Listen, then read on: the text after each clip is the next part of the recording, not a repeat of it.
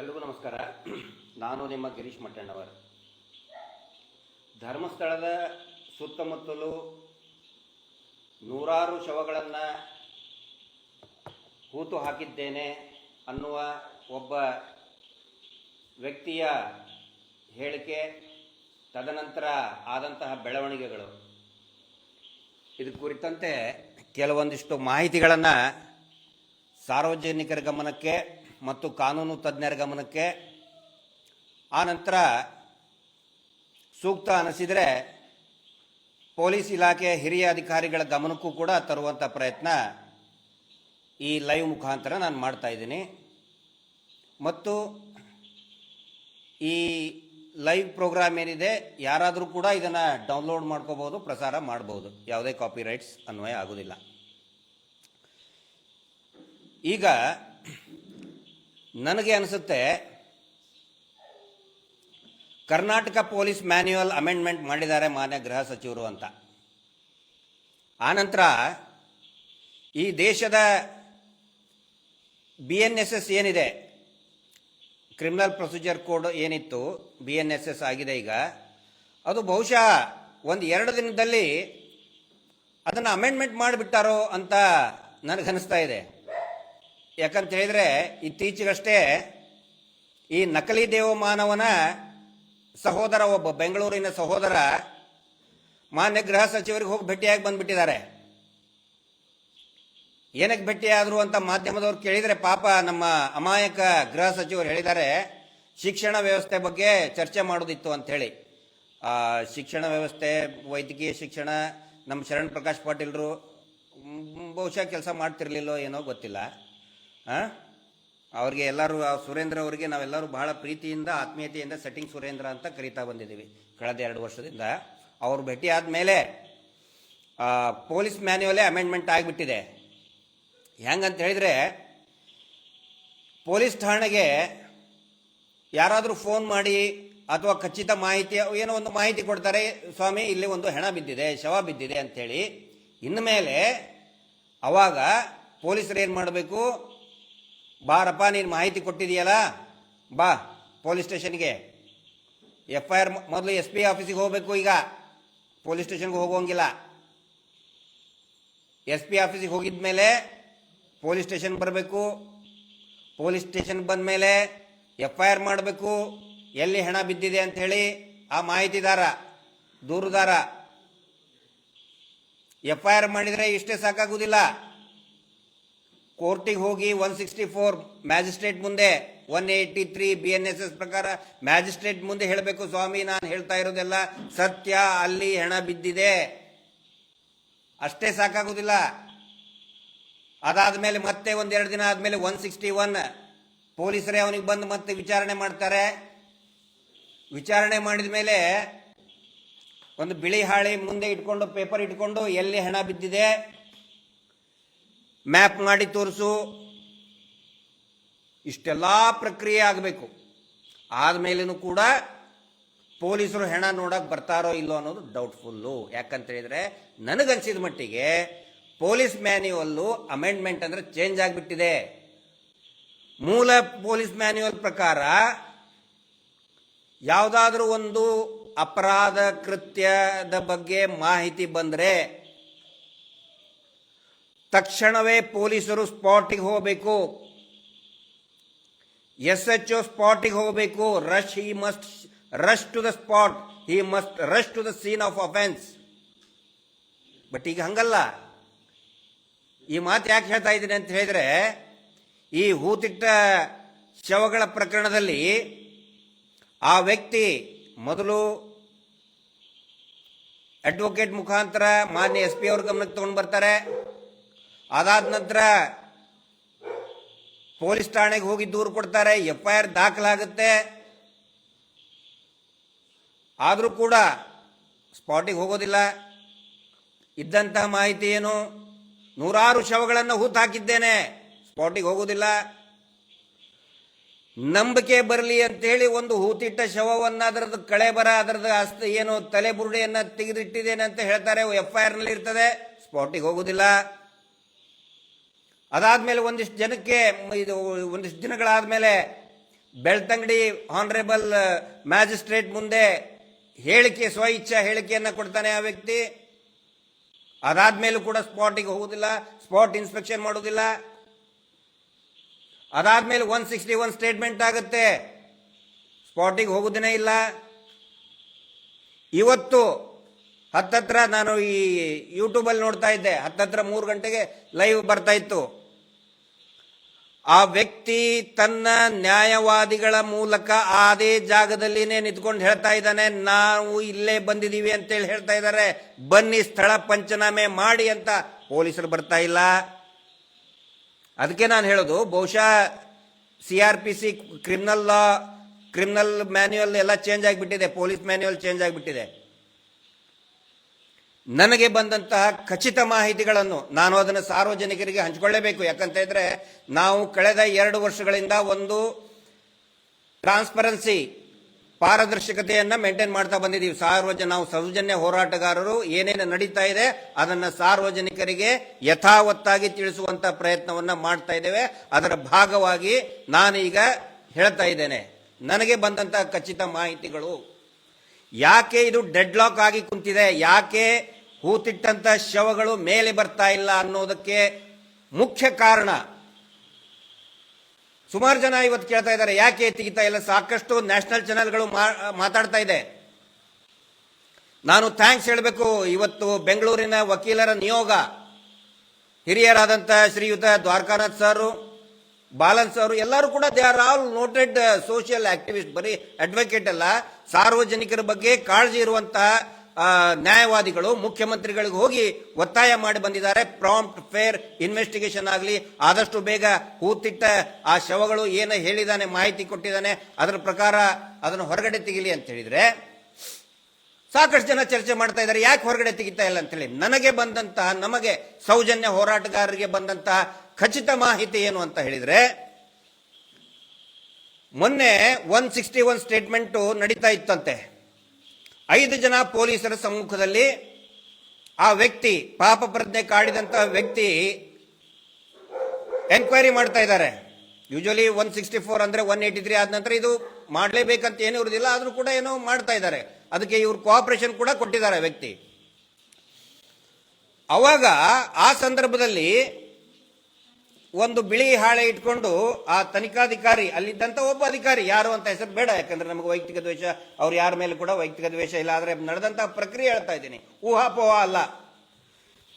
ಬಿಳಿ ಪೇಪರ್ನ ಹಿಂಗೆ ಮುಂದೆ ಇಟ್ಟು, ಆ ವ್ಯಕ್ತಿಯ ಮುಂದೆ ಇಟ್ಟು ಪೆನ್ ತಗೊಂಡು, ತೋರಿಸು ನೀನು ಎಲ್ಲೆಲ್ಲಿ ಹೆಣ ಹೂತ್ ಹಾಕಿದೀಯಾ, ಇಲ್ಲಿ ಮ್ಯಾಪ್ ಮಾಡಿ ತೋರಿಸು. ಆವಾಗ ಆ ವ್ಯಕ್ತಿ ಹೇಳಿದಾನೆ, ನಾನು ತೋರಿಸುವುದಿಲ್ಲ, ಯಾವ ಜಾಗೆ ಹೂತಿಟ್ಟಿದ್ದೇನೆ ಅದು ನನಗೆ ಸ್ಪಷ್ಟವಾಗಿ ಗೊತ್ತಿದೆ, ಆದರೆ ನನಗೆ ಇಲ್ಲಿ ತೋರಿಸುವುದಕ್ಕೆ ಬರುವುದಿಲ್ಲ. ಇಲ್ಲಿ ಹಾಳೆಯಲ್ಲಿ, ಬಿಳಿ ಹಾಳೆ ಮೇಲೆ ನನಗೆ ಮ್ಯಾಪ್ ಮಾಡಿ ತೋರಿಸಕ್ಕೆ ಸರ್ ನನಗೆ ಬರಲ್ಲ ಅಂತ ಬಹಳ ಸ್ಪಷ್ಟವಾಗಿ ಹೇಳಿದಾನೆ. ಇಲ್ಲಿ ಒಂದು ವೇಳೆ ಆ ವ್ಯಕ್ತಿ ಅಲ್ಲಿರುವಂತಹ ಪೊಲೀಸ್ ಅಧಿಕಾರಿಗಳ ಮುಂದೆ ಅಥವಾ ಪೊಲೀಸ್ ಸಿಬ್ಬಂದಿಗಳ ಮುಂದೆ, 5 ಜನ ಇದ್ರು, ಆ 5 ಜನ ಸಿಬ್ಬಂದಿಗಳ ಮುಂದೆ ಇಲ್ಲಿ ಧರ್ಮಸ್ಥಳದ ಈ ರಸ್ತೆ ಪಕ್ಕ ಇಲ್ಲಿ, ಈ ಬೀಡಿನ ಮುಂದೆ ಇಲ್ಲಿ, ಈ ಲಾಜಿನ ಮುಂದೆ ಇಲ್ಲಿ, ಎಲ್ಲೋ ಒಟ್ಟು ಈ ನದಿ ಪಕ್ಕ ಇಲ್ಲಿ ಅಂತ ಮ್ಯಾಪ್ ಹಾಕಿ ತೋರಿಸ್ಬಿಟ್ರೆ ಏನಾಗುತ್ತೆ ಹೇಳಿ? ಇಮಿಡಿಯೇಟ್ ಆಗಿ ಆ ಮಾಹಿತಿ ಸೋರಿಕೆಯಾಗಿ ರಾತ್ರೋರಾತ್ರಿ ಅದನ್ನು ನಾಶ ಮಾಡೋದಿಲ್ಲ ಅಂತ ಏನು ಗ್ಯಾರಂಟಿ?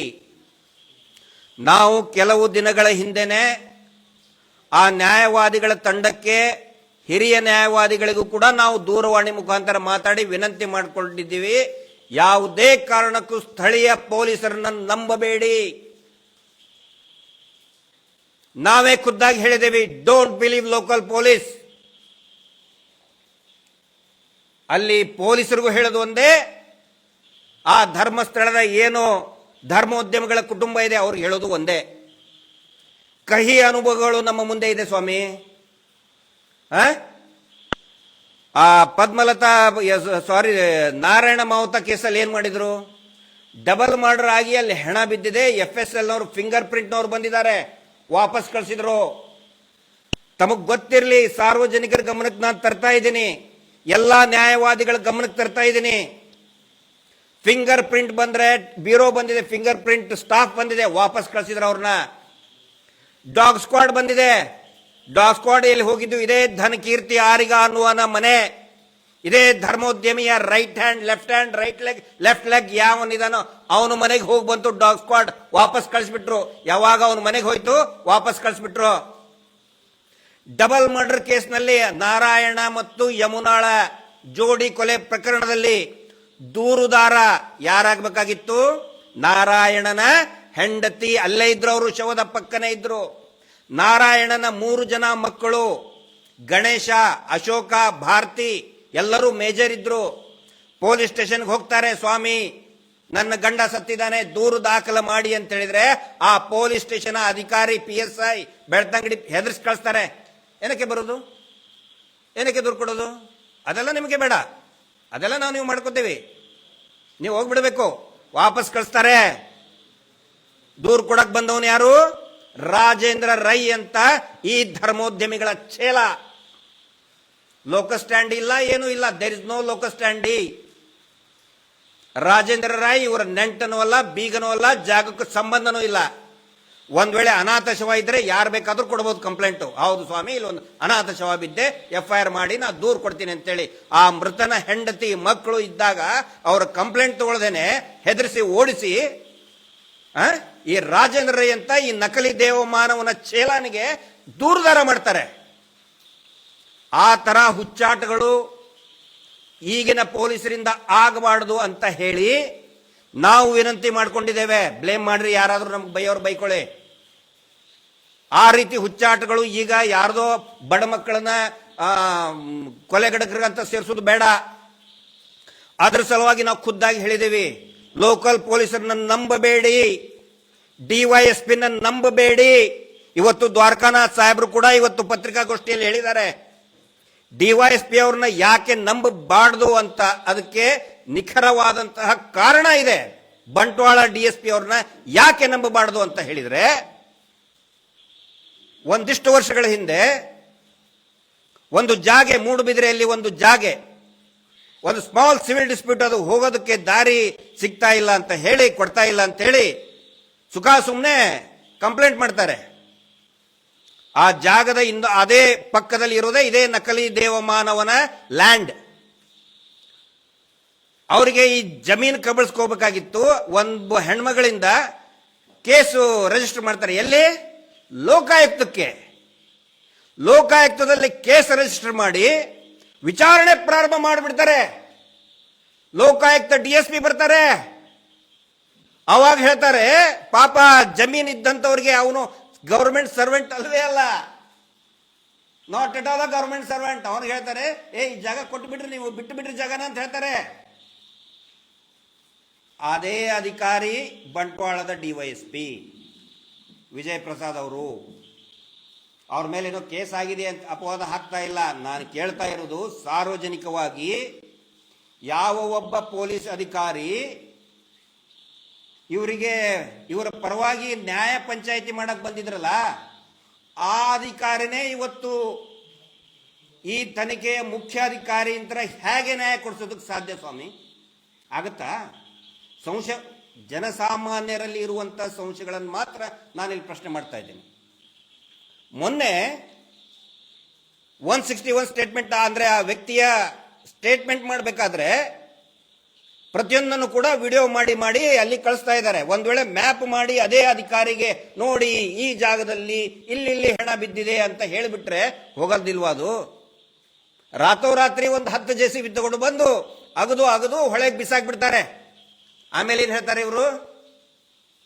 ಪರಮ ಪೂಜ್ಯರು ಕೆರೆ ಯೋಜನೆ ಮಾಡ್ತಾ ಇದ್ದಾರೆ, ಕೆರೆಯುವ ಯೋಜನೆ, ಕೆರಿತಾ ಇದಾರಲ್ಲ, ಬೋಳಿಸ್ತಾ ಇದಾರಲ್ಲ, ಪರಮ ಪೂಜ್ಯರು ಇಲ್ಲಿ ಒಂದು ಕೆರೆಯನ್ನು ನಿರ್ಮಾಣ ಮಾಡಿಬಿಟ್ಟಿದ್ದಾರೆ ಅಂತ ಹೇಳಿ ಒಂದು ಸ್ಟೇಟ್ಮೆಂಟ್ ಕೊಟ್ಬಿಡ್ತಾರೆ. ಹಂಗ ಆಗಬಾರದು. ಇವರ ಕೆರೆ ಯೋಜನೆ ನುಣ್ಣಗೆ ಬೋಳಿಸುವ ಯೋಜನೆ ಈ ರಾಜ್ಯದ ಜನ ನೋಡ್ಬಿಟ್ಟಿದ್ದಾರೆ. ಅದರ ಸಲುವಾಗಿ ಎಸ್ ಪಿ ಅವ್ರ ಬಗ್ಗೆ ನಮಗೆ ಬಹಳ ಗೌರವ ಇದೆ ಮತ್ತು ಅವರ ಆಡಳಿತ ಪಾರದರ್ಶಕದ ಬಗ್ಗೆ ನಮಗೆ ಗೌರವ ಇದೆ. ಕ್ಯಾರೆಕ್ಟರ್ ಸರ್ಟಿಫಿಕೇಟ್ ಕೊಡ್ತಾ ಇಲ್ಲ, ನಾನು ಯಾರು ಅಲ್ಲ, ಅವ್ರ ಮುಂದೆ ಒಬ್ಬ ಸಣ್ಣ ಬಾಲಕ, ನಾನು ಸಣ್ಣ ವೆರಿ ಆರ್ಡಿನರಿ ಮ್ಯಾನ್.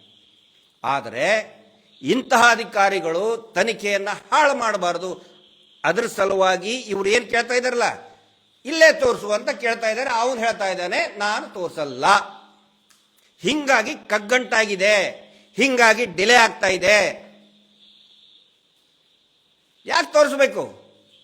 ಕರ್ಕೊಂಡು ಹೋಗಿ. ಈಗ ಒಂದು ಮಾಹಿತಿ ಬರ್ತದೆ ಪೊಲೀಸ್ ಸ್ಟೇಷನ್ಗೆ, ಒಂದು ಜೂಜಡ್ಡೆ ನಡೀತಾ ಇದೆ ಸ್ವಾಮಿ, ಜೂಜಾಟ ಆಡ್ತಾ ಇದ್ದಾರೆ ಅಂತ ಹೇಳಿ. ಅವಾಗ ನೀ ಬಾ, FIR ದಾಖಲಿಸು, ಹೋಗು ಕೋರ್ಟಿಗೆ 164 ಕೊಡು, ಆಮೇಲೆ ಬಾ, ಆಮೇಲೆ 161 ತಗೊಳ್ತೀವಿ, ಎಲ್ಲಿ ಜೂಜು ನಡೀತಾ ಇದೆ ಅದನ್ನು ಮ್ಯಾಪ್ ಮಾಡಿ ತೋರಿಸು, ಆಮೇಲೆ ಬರ್ತೀವಿ ಅಂತ ಹೇಳಿದ್ರೆ, ಅಂದ್ರೆ ಕ್ರಿಮಿನಲ್ ಪ್ರೊಸೀಜರು ಎಲ್ಲ ಪೂರ್ತಿ ಚೇಂಜ್ ಆಗಿಬಿಡ್ತು ಇನ್ನು ಇವರು ಯಾರು ರಕ್ಷಣೆ ಮಾಡೋದ್ರ ಸಲುವಾಗಿ. ಅದನ್ನು ನಾನು ಒಬ್ಬ ಸಾಮಾನ್ಯನಾಗಿ ಈ ಮಾತುಗಳನ್ನ ಜನರ ಮುಂದೆ ತಂದಿಡ್ತಾ ಇದ್ದೇನೆ. ಬಹುಶಃ ಈ ಡೆವಲಪ್ಮೆಂಟ್ ಹಿರಿಯ ಅಧಿಕಾರಿಗಳಿಗೆ ಗೊತ್ತಿರಲಿಕ್ಕಿಲ್ಲ. ಅವ್ರಿಗೂ ಕೂಡ ನಾನು ಕೇಳ್ತಾ ಇದ್ದೀನಿ, ದಯವಿಟ್ಟು may be I am wrong, ತಪ್ಪಿದ್ರೆ ಹೇಳಿ. ಹೆಣ ಈಗ ಹೂತು ಹಾಕಿದ್ದೀನಿ ಅಂತ ಹೇಳಿ ಹತ್ತತ್ರ ಒಂದು ತಿಂಗಳು 20-25 ದಿನ ಆಯ್ತು, ಒಬ್ರು ಕೂಡ ಸ್ಪಾಟಿಗೆ ಹೋಗಕ್ಕೆ ರೆಡಿ ಇಲ್ಲ. ಇವತ್ತು ಅದೇ ಜಾಗದಲ್ಲಿ ನಿಂತ್ಕೊಂಡು ಫೋನ್ ಮಾಡಿದ್ರೆ ಬಂದು ಸ್ಪಾಟ್ ಪಂಚನಾಮೆ ಮಾಡಕ್ ತಯಾರಿಲ್ಲ. ಪೊಲೀಸ್ ಸ್ಟೇಷನ್ ನಲ್ಲಿ ಸೀಜರ್ ಪಂಚನಾಮೆ ಆಗಿದ್ರಿ. ಎದ್ರ ಪಂಚನಾಮೆ? ಪೆನ್ನಿಂದ? ಮೊಬೈಲ್ ಪಂಚನಾಮೆ ಆಗಿದೆಯಾ? ಎದ್ರದಾಗಿದೆ? ಆಗಿರುವುದು ತಲೆ ಬುರುಡೆಯದ್ದು. ಸೀಜರ್ ಪಂಚನಾಮೆ ಆದ್ರೆ it should be followed by the spot panchnama. ಹೋಗಕ್ತಾ ಇರಲಿಲ್ಲ. ಯಾರು ಭಯ ಕಾಡ್ತಾ ಇದೆ? ಯಾಕೆ ಭಯ? ತೋಡ್ರಿ ಅದನ್ನ, ಏನಿದೆ ಅದನ್ನ ಹೊರಗಡೆ ತೆಗೀರಿ. ಅದನ್ನ ನಾಯಿದು ಇದ್ದಿರಬಹುದು, ಬುರುಡೆ ಇರಬಹುದು, ಅಲ್ಲಿ ಹಂದಿಗಳಂತಿರಬಹುದು, ಅಥವಾ ಏನು ಇರ್ಲಿಕ್ಕೇ ಇಲ್ಲ. ಪಾಪ CT ರವಿ ಅವರು ಅಮಾಯಕರು ಇವತ್ತು ಕೇಳ್ತಾ ಇದ್ದಾರೆ. ಅವ್ರಿಗೆ ಅಮಾಯಕರು, ಅವ್ರಿಗೆ ಗೊತ್ತಿಲ್ಲ ಏನು ಅಲ್ಲಿ ನಾಯಿದಿದೆಯೋ ಹಂದಿದೆಯೋ ಅಥವಾ ಏನು ಇಲ್ವೇ ಇಲ್ಲವೋ. ಯಾಕಂದ್ರೆ ದೇವತಾ ಮನುಷ್ಯನ ಮೇಲೆ ಪಾಪ ಹಾಕ್ಬಾರ್ದಲ್ಲ, ಆರೋಪ ಹಾಕ್ಬಾರ್ದಲ್ವಾ? ಏನು ಇಲ್ಲ ಅಂದ್ರೆ ಏನು ಇಲ್ಲ ಅಂತ ತೋರಿಸಿ, ಕ್ರಮ ಕೈಗೊಳ್ಳಿ. ಅಮಾಯಕರ ಪಾಪ CT ರವ್ರಿಗೆ ಏನು ಗೊತ್ತೇ ಇಲ್ಲ. ಮೊನ್ನೆ ತುಮಕೂರಿನಲ್ಲಿ ಇವ್ರದೇ ಯೋಜನೆ, ಕೆರೆಯುವ ಯೋಜನೆ, ಏನು ಧರ್ಮಸ್ಥಳ ಗ್ರಾಮಾಭಿವೃದ್ಧಿ ಯೋಜನೆ, ಇವ್ರದೇ ಯೋಜನಾಧಿಕಾರಿ ಜೈಲಿಗೆ ಹೋದ. CT ರವ್ರಿಗೆ ಗೊತ್ತಿಲ್ಲ ಪಾಪ. ಅದೇ ಧರ್ಮಸ್ಥಳದಲ್ಲಿ ಜೋಡಿ ಕೊಲೆ ಆಗಿದೆ. ಹಿಂದೂ, ಯಾಕಂದ್ರೆ ಹಿಂದೂ ಅಂತ ಸ್ಪೆಸಿಫಿಕ್ ಹೇಳಬೇಕು. ಯಾವಾಗ CT ರವಿ ಅಂದ ತಕ್ಷಣ ಹಿಂದೂ ಅಂತ ಹೇಳ್ಬೇಕು ನಾವು ಅದನ್ನ. ಆನೆ ಮಾವತರ ಜೋಡಿ ಕೊಲೆ ಆಗಿದೆ, ಆರೋಪಿಗಳು ಸಿಕ್ಕಿಲ್ಲ. ಪದ್ಮಲತಾಳ ಕೊಲೆ ಆಯಿತು, ಹಿಂದೂ ಪದ್ಮಲತಾಳ ಕೊಲೆ ಆಯಿತು, ಆರೋಪಿಗಳು ನಾಪತ್ತೆ ಆಗಿದ್ದು ಧರ್ಮಸ್ಥಳದಲ್ಲಿನೇ. ವೇದವಲ್ಲಿ ಕೊಲೆ ರೇಪ್ ಅಂಡ್ ಮರ್ಡರ್ ಆಯಿತು, ಆರೋಪಿಗಳು ಸಿಕ್ಕಿಲ್ಲ, ಧರ್ಮಸ್ಥಳದಲ್ಲಿನೇ. ಹಿಂದೂ ವೇದವಲ್ಲಿ, ಸಾರಿ CT ರವಿ ಅವ್ರಿಗೆ ಸಾರಿ ಹೇಳ್ತೇನೆ, ಹಿಂದೂ ವೇದವಲ್ಲಿ. ನಿನ್ನೆ ತಾನೇ ಯಾರು ನಮ್ಮ ಅನನ್ಯ ಭಟ್ ಅವ್ರ ಕಂಪ್ಲೇಂಟ್ ಕಾಪಿ ಓದಿದೆ ನಾನು ಸನಾತನ ಹಿಂದೂ ಧರ್ಮದ ಬ್ರಾಹ್ಮಣ ಕುಲದವಳು, ನಮಗೆ ಶ್ರಾದ್ದ ಕಾರ್ಯ ಬಹಳ ಮುಖ್ಯ, ನನಗೆ ಇಂಥ ದೊಡ್ಡವ್ರ ವಿರುದ್ಧ ನಾನು ಎದುರಿಸಕ್ಕೆ ತಯಾರಿಲ್ಲ, ಆಗಲ್ಲ, ಶಕ್ತಿ ಇಲ್ಲ, ಒಂಟಿ ಮಹಿಳೆ ನಾನು. ನನ್ನ ಮಗಳ ಶವ ಅಸ್ಥಿ ಪಂಜರವನ್ನಾದ್ರೂ ಕೊಡಿ, ಹಿಂದೂ ಸನಾತನ ಹಿಂದೂ ಧರ್ಮದ ಬ್ರಾಹ್ಮಣ ಹೆಣ್ಣು ಮಗಳು ನಾನು. CT ರವಿಯವರು ಪಾಪ ಗೊತ್ತಿಲ್ಲ, ಅಮಾಯಕರು. ಗೃಹ ಸಚಿವರು ಗೊತ್ತಿಲ್ಲ ಪಾಪ, ಅಮಾಯಕರು. ಯಾಕಂದ್ರೆ ಯಾಕೆ ಅಮಾಯಕರು ಅಂತ ಹೇಳಿದ್ರೆ, ಶಿಕ್ಷಣ ಸಲುವಾಗಿ ಬಂದಿದ್ದಾರೆ ಸುರೇಂದ್ರ ಅವರು, ನಾವು ಸೆಟ್ಟಿಂಗ್ ಸುರೇಂದ್ರ ಅವರು. ಶಿಕ್ಷಣದ ಕಾಲೇಜ್ ಸರಿ ಇಲ್ಲ ಅಂತೇಳಿ ಮೋಸ್ಟ್ಲಿ ಕಾಲೇಜ್ ಸೋರ್ತಾ ಇರಬೇಕು. ಅದಕ್ಕೆ ಮೇಲೆ ಒಂದು ತೇಪೆ ಹಚ್ಚಾಕೆ ಅದೇನೋ ಹೇಳ್ತಾರೆ, ಅದಕ್ಕೆ ಅದೇನೋ ಪ್ಲಾಸ್ಟರ್ ಆಫ್ ಪ್ಯಾರಿಸ್ ಏನೋ ಹಾಕ್ತಾರೆ, ಸೋರ್ಲಾರ್ದಂಗೆ. ಸೋರ್ತಾ ಐತೆ ಅಲ್ಲ, ಒಡೆದು ಹೋಗ್ತಾ ಇದೆ, ಪೂರ್ತಿ ಒಡೆದು ಹೋಗಿದೆ ಅವ್ರದ್ದು ಕೋಟೆ. ಟ್ಯಾಪೆ ಹಚ್ಚಾಕೆ ಶಿಕ್ಷಣ ಸಚಿವರಿಗೆ ಹೋಗೋ ಬದಲು ರೋಡ್ ಏನೋ ಗೊತ್ತಾಗಿರಲಿಲ್ಲ ಸಚಿನ್ ಸುರೇಂದ್ರ ಅವರಿಗೆ, ಇವ್ರ ಹತ್ರ ಬಂದಿದ್ದಾರೆ. ಅದನ್ನ ಇವರು ಹೋಮ್ ಮಿನಿಸ್ಟರ್ ಹೇಳ್ತಾ ಇದ್ದಾರೆ, ಶಿಕ್ಷಣ ಸಲುವಾಗಿ ಬಂದಿದ್ರು. ಅಮಾಯಕರು ರೀ, ಸುಮ್ಮನೆ ಟ್ರೋಲ್ ಮಾಡಬೇಡ್ರಿ CT ರವಿ ಅವರಿಗೆ, ಗೃಹ ಸಚಿವರಿಗೆ. ಯಾಕಂದ್ರೆ ನಾವೆಲ್ಲರೂ ಹುಚ್ಚರು ಗುಗ್ಗುಗಳು ಅಂತ ತಿಳ್ಕೊಂಡ್ಬಿಟ್ಟಿದ್ದಾರೆ. ಸಂತೋಷ್ ರಾವ್ ಚೀಲದಲ್ಲಿ ಇಷ್ಟು ಚಾಕ್ಲೇಟ್ ಇಟ್ಬಿಟ್ಟಿದ್ದ ಪೊಲೀಸ್ ಸ್ಟೇಷನ್ ನಲ್ಲಿ. ಹೇಳ್ತಾರಲ್ಲ ಇವನು ಪುಟಾಣಿ ಪುಟ್ಟ, ಬ್ಯಾಗ್ ಅಲ್ಲಿ ಇಷ್ಟು ಚಾಕ್ಲೇಟ್ ಇತ್ತು. ಚಾಕ್ಲೇಟ್ ತಿಂತಾ ಇದ್ದಂತೆ ಬಾಯಲ್ಲಿ ಡ್ರಗ್ಸ್ ವಾಸನೆ ಬರ್ತಾ ಇತ್ತಂತೆ. ಇವನು ಚಾಕ್ಲೇಟ್ ತಿಂದ್ರೆ ಇವನು ಬಾಯಲ್ಲಿ ಡ್ರಗ್ಸ್ ವಾಸನೆ ಬರ್ತದಂತೆ, ಅದಕ್ಕೆ ಸಂತೋಷ ಮಾಡಿಬಿಟ್ನಂತೆ. ಏನು ಗುಗ್ಗುಗಳು ಕುಂತಿದಾರ ಇಲ್ಲಿ? ಅದರ ಸಲುವಾಗಿ ನಾವು ಎಳೆ ಎಳೆಯಾಗಿ ಜನಸಾಮಾನ್ಯರ ಗಮನಕ್ಕೆ ತರ್ತಾ ಇದ್ದೀವಿ. ತೋರ್ಸು ತೋರ್ಸು ತೋರ್ಸು ಎಲ್ಲಿದೆ ಅಂತ ಯಾಕೆ ತೋರಿಸ್ಬೇಕು ರೀ? ಯಾವ ನಂಬಿಕೆ ಮೇಲೆ ಪೊಲೀಸರಿಗೆ ತೋರಿಸ್ಬೇಕು? ಜಡ್ಜ್ ಮುಂದೆ, ಹಾನರೇಬಲ್ ಮ್ಯಾಜಿಸ್ಟ್ರೇಟ್ ಬೆಳ್ತಂಗಡಿ ಮುಂದೆ ಹೇಳ ಬಂದಿದ್ದಾನೆ. ಹೋಗಿ ಸ್ಪಾಟಿಗೆ ಹೋಗಿ ಇನ್ಸ್ಪೆಕ್ಷನ್ ಮಾಡಿ. ಉನ್ನಾವದಲ್ಲಿ ಬಹುಶಃ ನಿಮಗೆ ಗೊತ್ತಿರಬಹುದು, ಒಂದಷ್ಟು ದಿನದ ಹಿಂದೆ ಉತ್ತರ ಪ್ರದೇಶದ ಉನ್ನಾವದಲ್ಲಿ ಒಬ್ಬ ಸ್ವಾಮೀಜಿ ಹೇಳಿಬಿಟ್ಟ, ನನ್ನ ಕನಸಿನಲ್ಲಿ ನನ್ನ ಗುರುಗಳು ಹೇಳಿಬಿಟ್ರು, ಇಂಥ ಜಾಗೆಯಲ್ಲಿ ಸಾವಿರಾರು ಟನ್ ಬಂಗಾರ ಇದೆ, ನಾನು ತೆಗೆದು ತೋರಿಸ್ತೇನೆ ಅಂತ ಹೇಳಿಬಿಟ್ಟ. ಅವನು ಹೇಳಿದ್ದೇನೋ ಕನಸಿನಲ್ಲಿ ಬಂತಂತೆ. ಅವ್ರ ಗುರು ಒಬ್ರು ಇವರು ಆ ಸ್ವಾಮೀಜಿ ಹೇಳಿಬಿಟ್ಟ. ಉತ್ತರ ಪ್ರದೇಶ ಸರ್ಕಾರ ಎಸ್ ಅಂದ್ಬಿಡ್ತು. ಯಾವ ಆರ್ಕಿಯಾಲಜಿಕಲ್ ರಿಪೋರ್ಟ್ ತಗೊಳ್ಳಿಲ್ಲ, ಏನೂ ಇಲ್ಲ. ಇಡೀ ದೇಶದ ಮಾಧ್ಯಮ ಬಂತು, ಲಕ್ಷಾಂತರ ಜನ ಸೇರಿದ್ರಲ್ಲಿ. ಸಾವಿರಾರು ಟನ್ ಬಂಗಾರ ಸಿಗುತ್ತೆ, ದೇಶದ ಸಾಲ ಮನ್ನಾ ಆಗುತ್ತೆ, ಸಾಲ ತೀರಿಸಬಹುದು, ಎಲ್ಲರೂ ಅದು ಇದು ಅಂತ ಹೇಳಿದ್ರು. ಆಗದಿದ್ದು ಏನು ಸಿಗಲಿಲ್ಲ. ಅಲ್ಲಿ ಕನಸಿನಲ್ಲಿ ಬಿದ್ದಿದ್ದಕ್ಕೇನೆ ಅದನ್ನು ಉತ್ಖನನ ಮಾಡಿದ್ರು. ಇಲ್ಲಿ ಇಬ್ರು ಲಾಯರ್, ಖ್ಯಾತ ಅಡ್ವೊಕೇಟ್ ಅನ್ನ ಮುಖಾಂತರ ಬಂದು FIR ದರ್ಜ್ ಮಾಡಿ ಜಡ್ಜ್ ಮುಂದೆ ಹೇಳಿಕೆ ಕೊಟ್ಟು, ಆ ನಂತರ 161 ಸ್ಟೇಟ್ಮೆಂಟ್ ಕೊಟ್ಟು ಕೂಡ ಶವಗಳಿದೆ ಅಂತ ಹೇಳಿದ್ರು ಕೂಡ ಉತ್ಖನನ ಮಾಡೋಕೆ ತಯಾರಿಲ್ಲ. This happens only in India. Police manual ಬಹುಶಃ ಚೇಂಜ್ ಆಗಿದೆ ಏನೋ. SIT ಸ್ಪೆಷಲ್ ಇನ್ವೆಸ್ಟಿಗೇಷನ್ ಟೀಮ್ ಆಗಬೇಕು ಅಂತ ಹೇಳಿ ಎಲ್ಲ ಮೂಲೆಗಳಿಂದನೂ ಕೂಡ ಒತ್ತಾಯ ಬರ್ತಾ ಇದೆ. ದಯವಿಟ್ಟು SIT ಆಗಬೇಕು ಅನ್ನುವಂಥವ್ರು ಎಲ್ಲರ ಗಮನಕ್ಕೂ ನಾನು ತರ್ತಾ ಇದ್ದೇನೆ. ಈ ಮಾತನ್ನು ಗಮನಿಸಿ. SIT ಆಗಬೇಕು, ಆದರೆ ಯಾರ ನೇತೃತ್ವದಲ್ಲಿ ಅದು ಕೂಡ ಮುಖ್ಯ ಅಲ್ವಾ? ಈ ಹಿಂದೆ ಸೌಜನ್ಯ ಪ್ರಕರಣ ನಡೆದ ತಕ್ಷಣ SIT ಮಾಡಿದ್ರು, ಏನು ಉಪಯೋಗ ಆಯಿತು? CID ಮಾಡಿದ್ರು, ಏನು ಉಪಯೋಗ ಆಯಿತು? ಈ ಮಾತು ಯಾಕೆ ನಾನು ಇಲ್ಲಿ ಕೇಳ್ತಾ ಇದ್ದೀನಿ ಅಂತ ಹೇಳಿದ್ರೆ, SIT ಮಾಡೋದಾದ್ರೆ ನಿಷ್ಠಾವಂತ, ಅನ್ಬಯಾಸ್ಡ್, ಹಾನೆಸ್ಟ್ ಅಧಿಕಾರಿಗಳ ನೇತೃತ್ವದಲ್ಲಿನೇ ಆಗಬೇಕು. ಮತ್ತು ಅದು ಪ್ರಣಬ್ ಮೊಹಂತಿ ಸಾಹೇಬ್ರ ನೇತೃತ್ವದಲ್ಲಿನೇ ಆಗಬೇಕನ್ನೋದು ನಮ್ಮ ಅಭಿಪ್ರಾಯ. ಯಾಕೆ ಅಂತ ಹೇಳಿದ್ರೆ, ಮಾನ್ಯ ಕರ್ನಾಟಕದ ಹೈಕೋರ್ಟ್ ಕೂಡ ಅವರ ದಕ್ಷತೆಯನ್ನ ಪ್ರಮಾಣೀಕರಿಸಿದೆ. ಆ SIT ಟೀಮ್ನಲ್ಲಿ ದಕ್ಷಿಣ ಕನ್ನಡ ಜಿಲ್ಲಾ SP ಅವರು ಕೂಡ ಪಾರ್ಟ್ ಆಗಿರಬೇಕು. ಈ ಶುಡ್ ಬಿ ಅರುಣ್ ಕುಮಾರ್ ಸಾಹೇಬರು ಆ SIT ಟೀಮಿನಿಂದ ಪಾರ್ಟ್ ಆಗಿರಬೇಕು. ಯಾಕಂದ್ರೆ ಮೋಸ್ಟ್ ಹಾನೆಸ್ಟ್, ಯಾಕಂದ್ರೆ ವೆರಿ ರೇರ್ ಅವರು, ಅಂಥವ್ರು ಸಿಗೋದು. ಅವರು ಈ ನಾಡಿನ, ದೇಶದ ಆಸ್ತಿ ಅವರು. ಅದನ್ನು ಬಿಟ್ಟು ಇವ್ರು ಏನ್ ಮಾಡ್ತಾರೆ ಗೊತ್ತಾ? ಇವ್ರದೇ ಬೇಕಾದಂತ ಅಧಿಕಾರಿಗಳನ್ನ SIT ಚೀಫ್ ಹಾಕಕ್ ಮಾಡ್ತಾರೆ. CID ಅಲ್ಲಿ ಏನ್ ಮಾಡಿದ್ರು ಸೌಜನ್ಯ ಕೇಸಲ್ಲಿ? ಇವ್ರದೇ ಇವ್ರು ಬಂದು ಕಾಲು ಬೀಳುವಂತವನು ಒಬ್ಬನ ಅಧಿಕಾರಿಗಳನ್ನ ಮಾಡಿಬಿಟ್ರು ಚೀಫ್, CID ಹೆಡ್. ಮತ್ತೆ ಮತ್ತೆ ಈ ಮಾತು ನಾನು ಯಾಕೆ ಹೇಳ್ತಾ ಇದ್ದೀನಿ ಅನ್ನೋದಕ್ಕೆ ಒಂದು ನಿಖರವಾದಂತಹ ಕಾರಣ ಇದೆ. ಈ ಏನು ಧರ್ಮೋದ್ಯಮಿಗಳಿದಾರಲ್ಲ, ಅವ್ರದ್ದು ಕನ್ಸ್ಟ್ರಕ್ಷನ್ ಕಂಪನಿಯಲ್ಲಿ ಈ ರಾಜ್ಯದ ಹಿರಿಯ IPS ಅಧಿಕಾರಿಯ ಮಗಳಿಗೆ ಉನ್ನತ ಹುದ್ದೆಯನ್ನ ಕೊಟ್ಟಿದ್ದಾರೆ.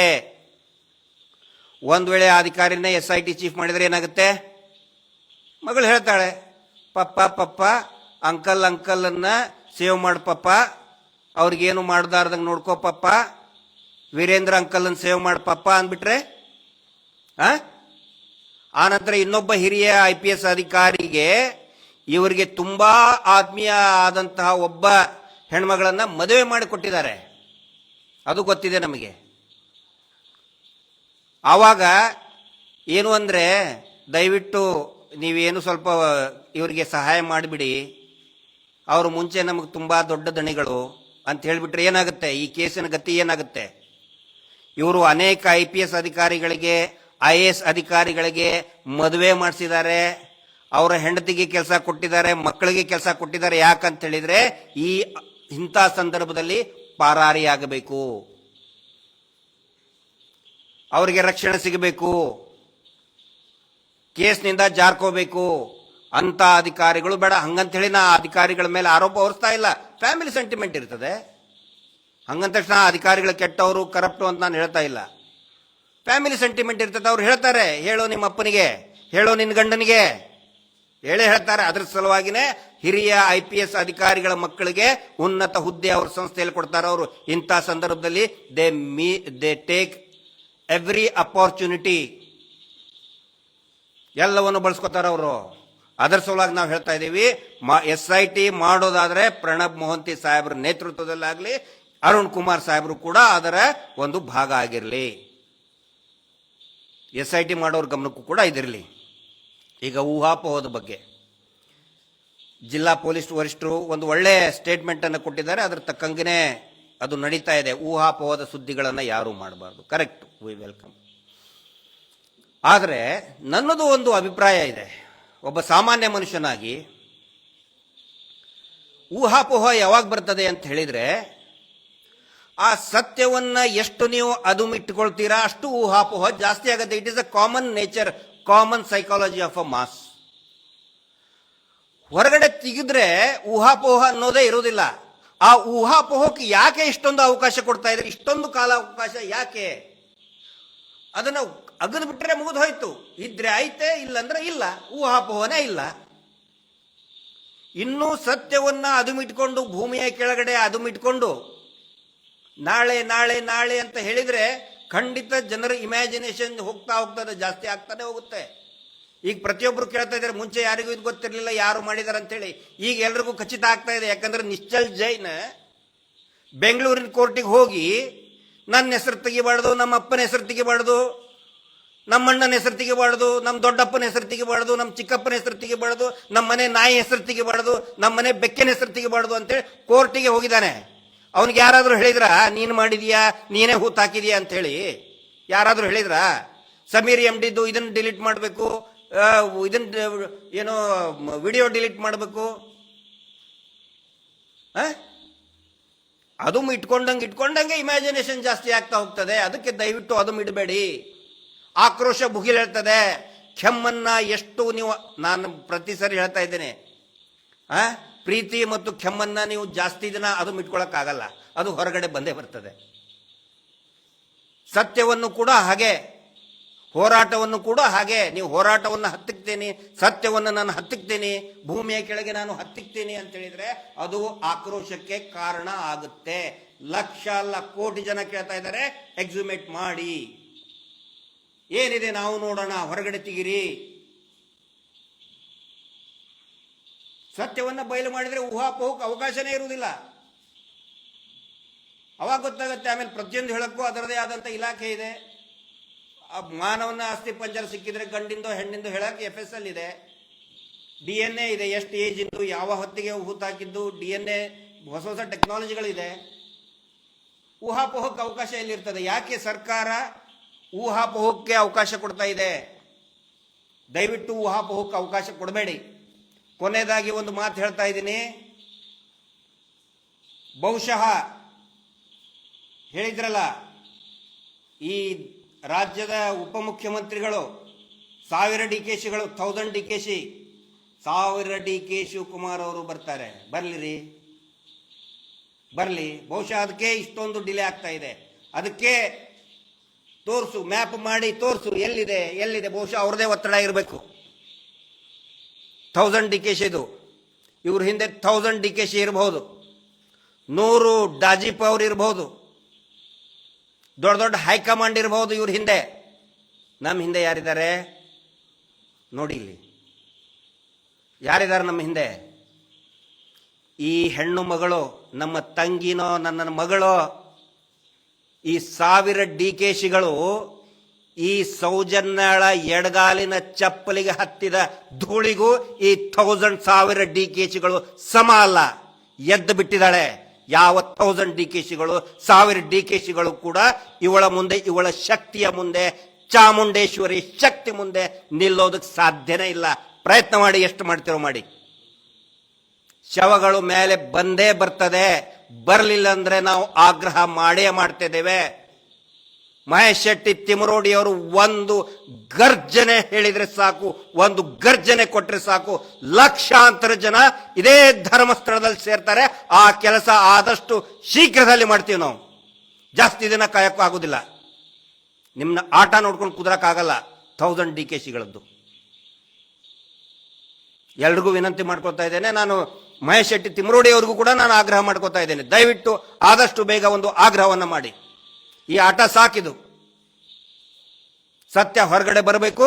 ಆ ನಂತರ ಕಳೆದ 2 ದಿನಗಳಿಂದ ಈ ಶುಂಭ ನಿಶುಂಭರು, ಧರ್ಮಸ್ಥಳದ ರಾಕ್ಷಸ ಶುಂಭ ನಿಶುಂಭರು ಕಾಣ್ತಾ ಇಲ್ಲ. ಅವರು ಬಹುಶಃ ನನಗೆ ಇನ್ನೂ ಒಂದು ಸಂಶಯ ಬರ್ತಾ ಇದೆ, ಅವರು ದೇಶ ಬಿಟ್ಟು ಹೊರಗಡೆ ಹೋದ ಮೇಲೆ ನಾವು ತೆಗಿತೀವಿ ಅಂತ ಹೇಳಿದ್ರೆ ಇದೊಂದು ದೊಡ್ಡ ಅಪರಾಧ ಪೊಲೀಸರಿಂದನೇ ಆಗುತ್ತೆ. ದಯವಿಟ್ಟು ಆದಷ್ಟು ಬೇಗ ಲುಕೌಟ್ ನೋಟಿಸ್ ಕೊಡಬೇಕು ಅವ್ರಿಗೆ. ಈ ದೇಶದ ಎಲ್ಲಾ ಏರ್ಪೋರ್ಟ್ಗಳು ಮತ್ತು ಪೋರ್ಟ್ಗಳೇನಿದೆ ಲುಕೌಟ್ ನೋಟಿಸ್ ಅನ್ನ ಹೊರಡಿಸಿ, ಯಾವ ಸಂದರ್ಭದಲ್ಲಿ ಬೇಕಾದ್ರೂ ಕೂಡ ಅವರು ದೇಶ ಬಿಟ್ಟು ಹೋಗುವಂತ ಸಾಧ್ಯತೆಯನ್ನ ಅಲ್ಲಗಳೆಯೋದಕ್ಕಾಗೋದಿಲ್ಲ. ಇಟಲಿಗೆ ಹೋದ್ರೆ ಏನ್ ಮಾಡ್ತೀರಾ ಅಂತೇಳಿ ಎಕ್ಸ್ಟ್ರಾಡಿಷನ್ ಇದನ್ನೇ ಅನ್ವಯ ಆಗುದಿಲ್ಲ. ಅಲ್ಲಿ ಇಟಲಿಗೆ ಹೋದ್ರೆ ಏನಾಗುತ್ತೆ, ಮುಗಿದೋಯ್ತು ಅಂದ್ರೆ ಆಮೇಲೆ ಆಗಿತ್ತೀರಾ, ಅದನ್ನ ಕಾಯ್ತಾ ಇದ್ದೀರಾ ಅವರು ಇಟಲಿಗೆ ಓಡಿ ಹೋಗೋದು? ದಯವಿಟ್ಟು ಇದು ಜನಸಾಮಾನ್ಯರ ಆಗ್ರಹ ಇದೆ, ಆದಷ್ಟು ಬೇಗ ಉತ್ಖನನವನ್ನ ಮಾಡಿ ಸತ್ಯ ಏನಿದೆ ಅದನ್ನ ಜನರಿಗೆ ತಿಳಿಸಿ ಅಂತ ಹೇಳ್ತಾ ಈ ಲೈವ್ ಅನ್ನ ಮುಗಿಸ್ತಾ ಇದ್ದೀನಿ. Justice for Soujanya.